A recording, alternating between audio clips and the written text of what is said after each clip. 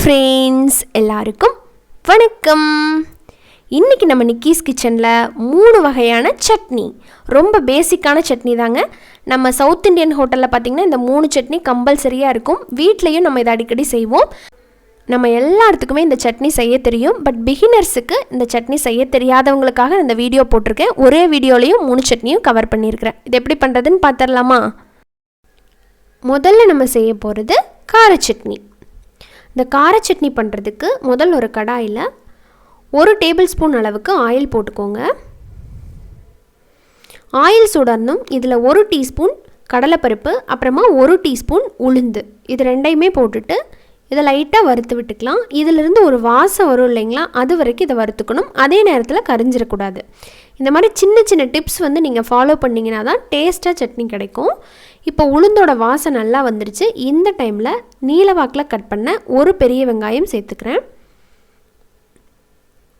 சேர்த்துட்டு இந்த வெங்காயம் நல்லா சாஃப்டாக வதங்குற வரைக்கும் வதக்கிக்கலாம். இப்போது இந்த மாதிரி வதங்கினதுக்கு அப்புறமா இதில் காரத்துக்கு தகுந்த மாதிரி மிளகாய் சேர்த்துக்கோங்க.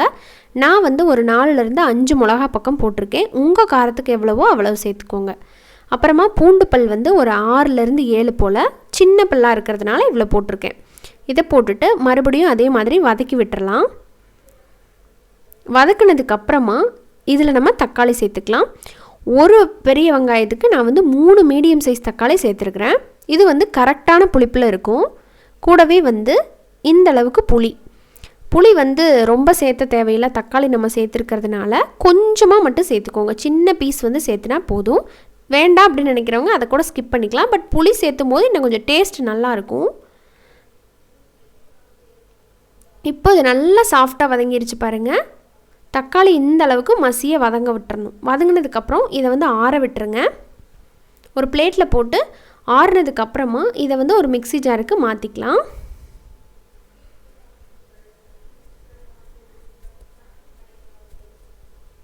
நல்லா ஆறுனதுக்கப்புறம் அரைச்சிங்கன்னா தான் டேஸ்ட் நல்லாயிருக்கும். இப்போ இதை நம்ம அரைச்சிட்டு வந்துடலாம். தேவையான அளவுக்கு உப்பு சேர்த்துக்கோங்க. தேவையான அளவுக்கு தண்ணி சேர்த்து இதை பேஸ்ட்டாக அரைச்சிக்கோங்க. அவ்வளோதாங்க, நம்ம சட்னி இப்போ ரெடி. இதை ஒரு சர்விங் பவுலுக்கு மாற்றிடலாம். எல்லா சட்னிக்குமே ரொம்ப டேஸ்ட் கொடுக்கறது அப்படின்னு பார்த்தீங்கன்னா தாளிப்பு தான். நீங்கள் சாப்பாட்டோடு வச்சு சாப்பிட்றீங்க அப்படின்னா தாளிக்க தேவையில்லை. இந்த மாதிரி பிரேக்ஃபாஸ்ட்டுக்கு இட்லி, தோசை, ஊத்தாப்பம், அப்புறம் இது மாதிரிலாம் வச்சு சாப்பிடும்போது நம்ம தாளித்து சாப்பிட்டோம்னா தான் சூப்பராக இருக்கும் ருசி.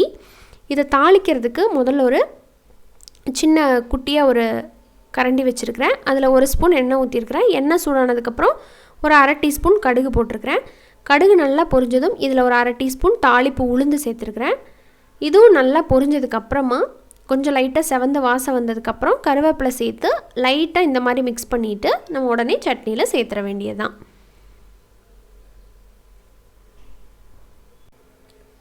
சேர்த்து மிக்ஸ் பண்ணிட்டீங்க அப்படின்னா நல்லா மணக்க நம்மளோட கார சட்னி சூப்பராக ரெடி ஆகிடுச்சு. அடுத்தது நம்ம பார்க்க போகிறது தேங்காய் சட்னி. இது எப்படி செய்கிறது அப்படின்னா, முதல்ல ஒரு மிக்ஸி ஜார் எடுத்துக்கோங்க. அதில் தேங்காய் சேர்த்துக்கலாம். தேங்காய் சட்னிக்கு நான் ரெக்கமெண்ட் பண்ணுறது ஃப்ரெஷ்ஷாக உடைச்ச தேங்காய் துருவி போட்டிங்கன்னா சூப்பராக இருக்கும்.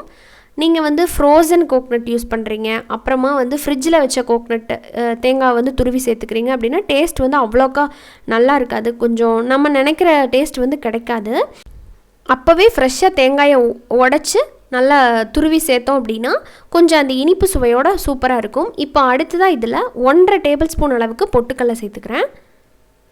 1/2 கப் தேங்காவுக்கு 1.5 டேபிள் ஸ்பூன் பொட்டுக்கடலை. கூடவே ஒரு 3லேருந்து 4 போல் முந்திரி சேர்த்துக்கிறேன். இந்த முந்திரி நல்ல ஒரு ரிச் டேஸ்ட் கொடுக்கும் உங்களுக்கு.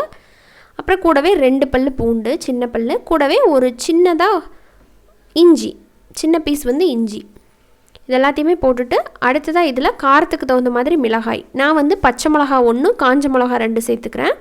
இதில் நீங்கள் காஞ்ச மிளகா சேர்த்தாமல் முழுசாக பச்சை மிளகா சேர்த்துனீங்கன்னா நல்லா பிரைட் ஒயிட் கலர் கிடைக்கும். அடுத்த இதில் கொஞ்சம் வாசனைக்காக மல்லித்தலை, ரொம்பவும் சேர்த்தக்கூடாது, கொஞ்சமாக சேர்த்துட்டு தேவையான அளவுக்கு உப்பு போட்டுக்கோங்க. உப்பு பார்த்து சேர்த்துக்கோங்க தேங்காய் சட்னிக்கு. அடுத்ததாக தேவையான அளவுக்கு தண்ணி சேர்த்துட்டு இதை நம்ம அரைச்சிட்டு வந்துடலாம். மிளகா முழுசாக நீங்கள் காஞ்ச மிளகாயும் சேர்த்துக்கலாம், அப்படி இல்லைனா முழுசாக பச்சை மிளகாயும் சேர்த்துக்கலாம். அப்படி இல்லைன்னா நான் சேர்த்த மாதிரி இதில் கொஞ்சம் அதில் கொஞ்சம் கூட சேர்த்துக்கலாம், அது உங்கள் விருப்பம். இப்போ நம்ம சட்னி அரைச்சதை ஒரு பவுலுக்கு மாற்றிடுறேன். நம்ம அந்த மிளகா வந்து காஞ்ச மிளகா சேர்த்ததுனால கலர் கொஞ்சம் இதாக இருக்குது. நீங்கள் முழுசாக பச்சை சேர்த்துட்டிங்கன்னா ஃபுல் ஒயிட் கலர் உங்களுக்கு கிடைக்கும். இப்போ இதை மாற்றிட்டு கொஞ்சம் தண்ணி சேர்த்து அதையும் அலசி ஊற்றிட்டேன் இந்த ஜாரை கழுவிட்டு. இப்போ இந்த கன்சிஸ்டன்சி பாருங்களேன், தேங்காய் சட்னிக்கு ரொம்ப முக்கியம் பார்த்திங்கன்னா இந்த கன்சிஸ்டன்சி தான். ரொம்ப நைஸாக அரைச்சிடக்கூடாது, அதே நேரத்தில் ரொம்ப தரதரன்னு இருந்ததுனால சாப்பிட்றதுக்கு நல்லா இருக்காது. இந்த மாதிரி இருக்கணும். இப்போ இதுக்கு நம்ம தாளிப்பு கொடுத்துடலாம். இப்போ ஒரு கரண்டியில் 1 ஸ்பூன் அளவுக்கு ஆயில் போட்டுட்டு, ஆயில் சூடானதும் ஒரு அரை டீஸ்பூன் அளவுக்கு கடுகு போட்டுருங்க. கடுகு நல்லா பொரிய விடுங்க. பொரிஞ்சதுக்கப்புறமா ஒரு அரை டீஸ்பூன் அளவுக்கு தாளிப்பு உளுந்து, கூட வேணால் கடலைப்பருப்பும் சேர்த்துக்கலாம், உங்கள் விருப்பம். அடுத்ததாக இதில் நல்லா ஒரு கொஞ்சம் கருவேப்பிலை போட்டு அதையும் நல்லா பொரிய விட்டு நம்ம சட்னியில் சேர்த்துற வேண்டியதுதான். இதில் ஒரு காஞ்ச மிளகா கிள்ளி கூட நீங்கள் போட்டுக்கலாம். போட்டு தாளித்து கொட்டிட்டிங்கன்னா சூப்பரான டேஸ்ட்டில் நம்ம தேங்காய் சட்னி ரெடி. தேங்காய் சட்னி ரொம்ப பேசிக்கான சட்னி தான். அடுத்ததாக நம்ம பார்க்க போகிறது க்ரீன் சட்னி, அதாவது மல்லி சட்னி. இதை செய்கிறதுக்கு முதல்ல ஒரு கடாயில் 1லேருந்து 2 டேபிள் ஸ்பூன் ஆயில் சூடானதுக்கப்புறம் 1 டீஸ்பூன் அளவுக்கு கடலைப்பருப்பு, 1 டீஸ்பூன் அளவுக்கு உளுந்து, இது ரெண்டையும் போட்டுட்டு இது வந்து நல்லா செவந்து வர்ற வரைக்கும் இதை வதக்கணும். ரொம்பவும் செவந்து கருகி போயிடுச்சுன்னா டேஸ்ட்டு மாறி போயிடும். கொஞ்சம் வாசம் வரும் இல்லைங்களா, அந்த அளவுக்கு மட்டும் இதை நல்லா வறுத்துக்கோங்க. வறுத்ததுக்கப்புறம் இதுக்கு நல்ல டேஸ்ட் கொடுக்கறதுக்காக ஒரு 20லேருந்து 25 போல் சின்ன வெங்காயம், கண்டிப்பாக சின்ன வெங்காயம் சேர்த்துனீங்கன்னா தான் நல்ல டேஸ்ட் கிடைக்கும். அதை முழுசாகவே நீங்கள் போட்டுக்கலாம். போட்டுட்டு இது கொஞ்சம் சாஃப்ட் ஆகிறது வரைக்கும் இதை வதக்கிக்கோங்க. சின்ன வெங்காயம் இல்லைன்னா பெரிய வெங்காயம் 1 போட்டுக்குங்க. அப்புறமா இதில் ஒரு 4லேருந்து 5 பல்லு பூண்டு, கொஞ்சமாக இஞ்சி, அதையும் போட்டு வதக்குங்க. காரத்துக்கு தகுந்த மாதிரி மிளகாய் சேர்த்துக்கோங்க. நான் 2லேருந்து 3 போல் சேர்த்துருக்குறேன். கூடவே ஒரே ஒரு பச்சை மிளகா சேர்த்துக்கிறேன். இது க்ரீன் சட்னி அப்படிங்கிறதுனால நீங்கள் முழுசாக பச்சை மிளகா சேர்த்து பண்ணிங்கன்னா நல்லா பிரைட்டான க்ரீன் கலர் கிடைக்கும். பட் பச்சை மிளகா நிறைய பேர்த்துக்கு ஒத்துக்காது, அதனால நான் கொஞ்சம் காஞ்ச மிளகா சேர்த்துருக்குறேன். இப்போ இதில் இந்த அளவுக்கு புளி சேர்த்துக்கலாம். புளியும் சேர்த்துக்கலாம், அப்படி இல்லை உங்கள்கிட்ட புளி பேஸ்ட் இருந்ததுன்னா நீங்கள் அரைக்கும் போது போட்டுக்கலாம். இப்போ இதை சேர்த்து நல்லா வதக்குனதுக்கப்புறமா நம்ம கழுவி சுத்தம் பண்ணி எடுத்துருக்கிற 1 கட்டு மல்லி. இந்த மல்லித்தலை பார்த்திங்கன்னா எனக்கு மார்க்கெட்டில் ஃப்ரெஷ்ஷாக நாட்டு மல்லித்தலைன்னு கிடச்சிது. அது நல்லா வாசம் கொடுக்கும் ஹைப்ரிட் மல்லியை விட. நான் வந்து எனக்கு அது கிடச்சதுனால அது நல்லா வாஷ் பண்ணி சேர்த்துருக்குறேன். 1 கட்டையும் சேர்த்து இதை நல்லா மிக்ஸ் பண்ணி விட்டுருங்க. இதை வதக்கிறது பார்த்திங்கன்னா ரொம்ப வதக்கிடக்கூடாது, ஓரளவுக்கு அந்த பச்சை இது அப்படியே இருக்கணும், அப்போ தான் டேஸ்ட் நல்லாயிருக்கும். கடைசியாக இதில் ஒரு 2 டேபிள் ஸ்பூன் அளவுக்கு துருவன தேங்காய், ரொம்பவும் சேர்த்துக்கூடாது. இந்த அளவுக்கு 1 கட்டு மல்லிக்கு நான் பார்த்திங்கன்னா 2 டேபிள் ஸ்பூன் துருவன தேங்காய் தான் சேர்த்துருக்கேன். அதுக்கு மேலே சேர்த்திங்கன்னா தேங்காய் சட்னி டேஸ்ட் மாதிரி வந்துடும், அது நல்லா இருக்காது. கொஞ்சம் சேர்த்துட்டு இதை ஆறுனதுக்கப்புறம் ஒரு மிக்ஸி ஜாருக்கு மாற்றிக்கலாம்.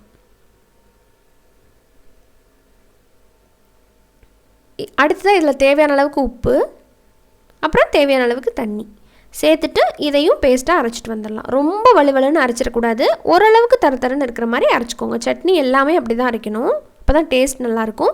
இப்போ இதை வந்து ஒரு சர்விங் பவுலுக்கு மாற்றிட வேண்டியதான். சூப்பரான நம்மளோட க்ரீன் சட்னி ரெடி. இப்போ அதுக்கு தாளிப்பு கரண்டியில் 1 டீஸ்பூன் ஆயில் போட்டுட்டு அதே மாதிரி ஒரு அரை டீஸ்பூன் கடுகு நல்லா பொரிஞ்சதுக்கப்புறமா தாளிப்பு உளுந்து சேர்த்துக்கோங்க. அரை டீஸ்பூன் சேர்த்துருக்குறேன்.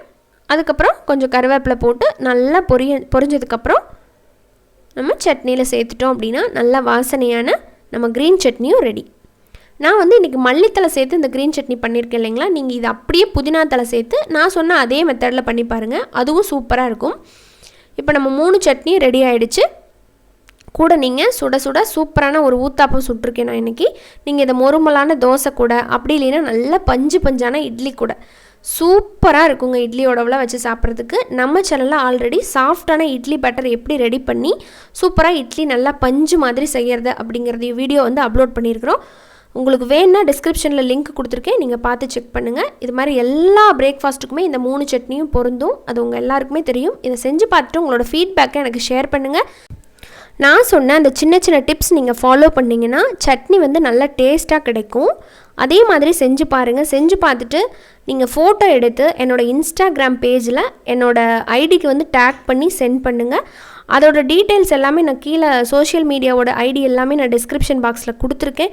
ப்ளீஸ் அங்கே போய் ஃபாலோ பண்ணுங்கள், ஃப்ரெண்ட்ஸ் அண்ட் ரிலேட்டிவ்ஸோட ஷேர் பண்ணுங்கள். நம்ம சேனலை இன்னும் சப்ஸ்கிரைப் பண்ணாதவங்க ப்ளீஸ் சப்ஸ்கிரைப் பண்ணிவிட்டு கூட இருக்கிற பெல் ஐக்கானை கிளிக் பண்ணுங்கள். இன்னொரு இன்ட்ரெஸ்டான ரெசிபியோட மீண்டும் சந்திக்கிறேன். அது வரைக்கும் நன்றி, வணக்கம்.